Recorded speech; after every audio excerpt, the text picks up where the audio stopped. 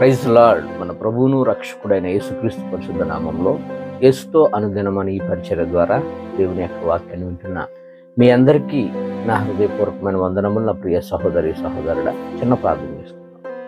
మహాగణుడ పరిశుద్ధుడైన మా తండ్రి, సకల ఆశీర్వాదములకు సమస్త దీవులకు కారణభూతుడా, నేను ఈ రోజు నీ వాక్యం మీద ధ్యానించుండగా వేరే మాతో మాట్లాడి మమ్మల్ని అందరినీ సరిచేయమని సర్వోన్నతుడైన యేసయ్య పుణ్యనామంలో ప్రార్థించి వినయంతో అడిగి వేడుకొంచున్నాం మా యెహోవా తండ్రి. ఆమేన్. God bless you. దేవుడు ఈ రోజు మనతో మాట్లాడుతున్న మాట ఏంటంటే, భక్తుడు తెలియపరుస్తున్నాడు. సామెతల గ్రంథము 28:13 అతిక్రమములను దాచిపెట్టువాడు వర్ధిల్లడు, వాటిని ఒప్పుకొని విడిచిపెట్టువాడు కనికరము పొందును అని. మనం ఎప్పుడైతే మన అతిక్రమములు మనం ఎప్పుడైతే తెలుసుకొని వాటిని విడిచిపెట్టి మరలా ఎన్నడూ తప్పు వైపు వెళ్లకుండా ఉంటామో అప్పుడు మనం క్షమాపణ పొందుకుంటాం. అతిక్రమములు అంటే ఏంటి?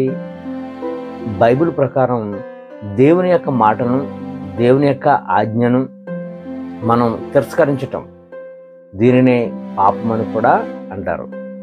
దేవుడైన యెహోవా ఆది దంపతులైనటువంటి ఆదామును అవ్వను ఏదెను వనములో వారిని సృష్టించి ఆదామునకు మరి సాటి అయిన సహకారిగా అవ్వను అక్కడ పెట్టి చక్కటి సుఖమును సౌఖ్యమును ఇందులో ఉన్నాయి, మీరు హ్యాపీగా దీన్ని సేద్యపరుచుకుని మీరు జీవించండి అని చెప్పినప్పుడు దేవుడు చెప్పాడు, ఇక్కడ అన్ని ఫలాలు ఉన్నాయి, అన్నీ తినొచ్చు, కానీ ఒక్కదాన్ని మీరు తినకూడదు. మంచి చెడులు తెలివినిచ్చు వృక్ష ఫలమును మీరు తినొచ్చు, నీవు వాటిని తినొచ్చు, ఏమవుతారు? చనిపోతారని ప్రభువు చెప్పినప్పుడు కూడా ఆ మాటను వారు వినకుండా దేవుని యొక్క మాటను అతిక్రమించారు. ఇక్కడ మనకు ఒక క్వశ్చన్, మరి వారు తిన్నారు కదా, వారు ఎందుకు చనిపోలేదు అనేది మనం చూసినట్లయితే మరి ఆది కాండంలో ఇలా ఉంది, 2:17 అయితే మంచి చెడులు తెలివినిచ్చు వృక్ష ఫలములను తినకూడదు, నీవు వాటిని తిను దినమున నిశ్చయముగా చచ్చెదవని నరునికి ఆజ్ఞాపించాను. మరి ఎందుకు చనిపోలేదు అనేది మనం చూసినట్లయితే, చనిపోవటం అంటే దేవుని మాటను వారు అతిక్రమించారు, అంటే పాపం చేశారు. ఇంకప్పుడే వారి యొక్క లైఫ్ అయిపోయింది.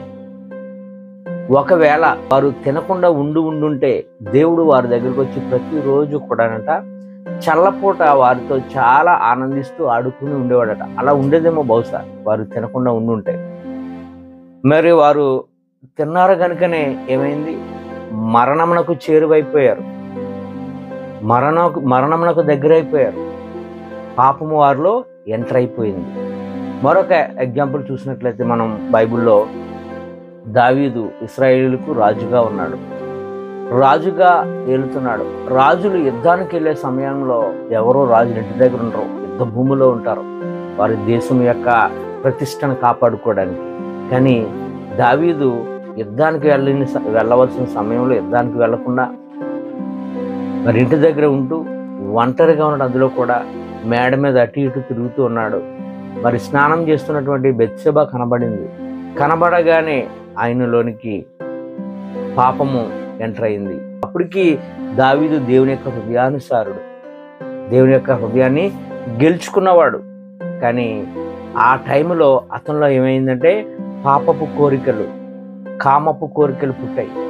మనిషిని ఏం చేస్తుందంటే మనలో ఉన్నటువంటి కామపు కోరికలు, అభిషేకం ఉన్నప్పటికీ కూడా అభిషేకమును మనం మర్చిపోయి విచక్షణ కోల్పోయి మనం ఏం చేస్తామంటే శరీర కోరికలే తిరుగుతున్నాయి తప్ప ఆత్మ సంబంధమైన ఆత్మ గద్దింపు ఒకవేళ మనకు వచ్చినప్పుడు కూడా సమయంలో దాన్ని ప్రక్కకు నెట్టేస్తున్నారు. అలాగే జరిగింది దావీదు యొక్క లైఫ్లో కూడా. వాక్యాలు మనకు కనిపిస్తాయి, అటువంటి సమయంలో గద్దింపులు వస్తాయి, అయినా పాపం చేసేయాలి అని ఆ పాపంలో పడిపోతాం. దేవుని యొక్క ఆజ్ఞ ఉంది, నీ పొరుగు అనేది ఏది కూడా ఆశించకూడదని. కానీ దావీదు మరి ఆజ్ఞను అతిక్రమించాడా? పాపాన్ని తెచ్చుకున్నాడు. నిర్గమకాండము 2:17 దేవుడు ఇచ్చినటువంటి ఆజ్ఞల్లో ఈ మాట ఏమనుంది? నీ పొరుగువాని ఇల్లు ఆశింపకూడదు, నీ పొరుగువాని భార్యనైనను, అతని దాసునైనను, అతని దాసినైనను, అతని ఎద్దునైనను, అతని గాడిదనైనను, నీ పొరుగువాని తగు దేనిని ఆశింపకూడదని చెప్పాను. కానీ మరి దావీదు ఈ యొక్క ఆజ్ఞను మీరాడండి? ఖచ్చితంగా మీరు తప్పు చేశాడు. తప్పు చేసేసి ఆ తప్పును కప్పిపుద్దామని చాలా సకల ప్రయత్నాలు చేశాడు. అప్పటికి బెత్షెబా నెల తప్పిందని తెలుసుకొని యుద్ధ భూములు ఉన్నటువంటి యూరియాను రప్పించాడు.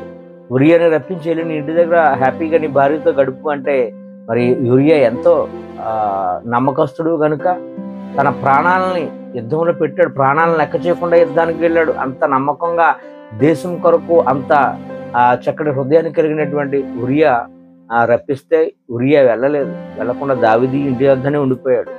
ఇది కూడా ప్లాన్ ఫెయిల్ అయిపోయింది అనుకొని మరలా ఒక లెటర్ రాశాడు. లెటర్ ఏమని రాశాడంటే, యూరియా వస్తున్నాడు, యూరియాను యుద్ధ భూమిలో ఫ్రంట్ లైన్లో పెట్టి చంపించాను యోవాబుకు లెటర్ రాశాడు. ఆ లెటర్ కూడా యూరియా చేతికి ఇచ్చాడు. ఎంతో నమ్మకంగా యూరియా తీసుకొని యోవాబుకి ఇచ్చాడు. దావీదు ప్లాన్ ప్రకారంగా మరి ఫ్రంట్ లైన్లో పెట్టి మరి యూరియాను చంపించినట్లుగా మనం చూస్తాం.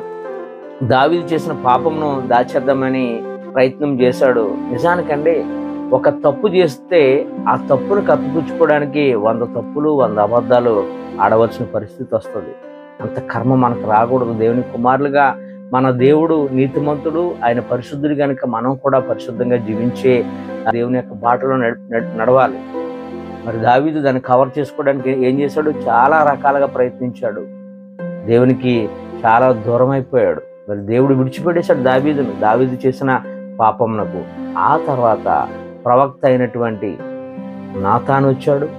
నాతాను వచ్చి గద్దించిన తర్వాత అప్పుడు తన యొక్క అతిక్రమం ఏంటో జ్ఞాపకం వచ్చింది.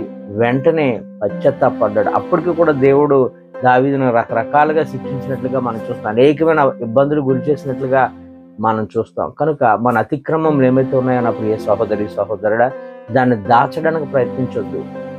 ఏ తప్పు అయితే చేసామో తప్పును వెంటనే ప్రభు సన్నిధిలో ఒప్పుకొని విడిచిపెట్టి మరలా ఆ తప్పు వైపుకి వెళ్లకుండా ఉంటే మనం ఏమవుతామండి? కనికరింపబడతాం. సర్వసాధారణంగా మనము బలహీనులము, దేవునికి తెలుసు. అయినప్పటికీ కూడా బలహీనులమని అదే తప్పును మనం పదే చేసుకుంటూ వెళ్ళిపోతే దేవుడు చూస్తూ ఊరుకోడు. కనుక మరి ఆ తప్పు ఏమైతే ఉందో ఒక తప్పులోనే మనం సరైపోవాలి.